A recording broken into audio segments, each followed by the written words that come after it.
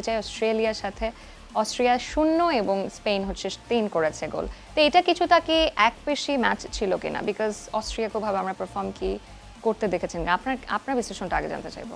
দেখেন, স্পেন কিন্তু জানান দিচ্ছে যে তারা ওয়ার্ল্ড কাপ এইবার জেতার জন্য অন্যতম দাবিদার টিম।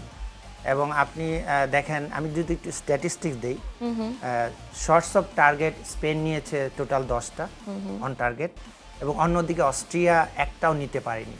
সো এইটা থেকে পরিষ্কার যে অস্ট্রিয়া সেখানে কোনোভাবেই তাদেরকে কি বলবো রক্ষণভাগ বলেন বা কোনোভাবেই তাদেরকে রাখতে পারেনি, ডমিনেট করতে পারেনি।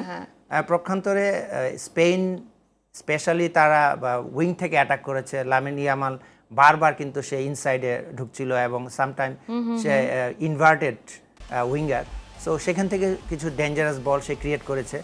এবং আপনি দেখেন, স্পেন কিন্তু যদি খেলা দেখেন, অলমোস্ট ফার্স্ট হাফ আমি বলবো স্পেন কিন্তু লাইক ডিফেন্ডিং থার্ডে অস্ট্রিয়ার হাই প্রেস করছিল, যার কারণে অস্ট্রেলিয়া কিন্তু বিল্ড আপ করতে পারছিল না। কারণ ডিফেন্স থেকে মিডফিল্ডে যদি বল আপনি সার্কুলেট করতে না পারবেন, তখন মিডফিল্ড থেকে কিন্তু আপনি অ্যাটাকিং থার্ডে কিছু করতে পারবেন না।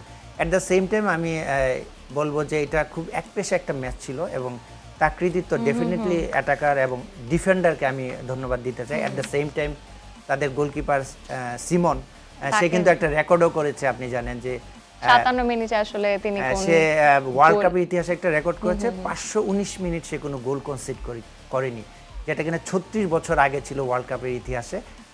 সেটা আমি যদি নাম বলতে চাই, ইতালির গোলকিপার ওয়াল্টার জেঙ্গা 1990 সালে তার রেকর্ড ছিল 517 মিনিট। সো সেই রেকর্ডটাও কিন্তু কালকে ভেঙেছে। সো এ থেকে প্রতীয়মান হচ্ছে যে তার ডিফেন্ডিং স্পেনের এবং তার গোলকিপিং অনেক বেশি স্ট্রং।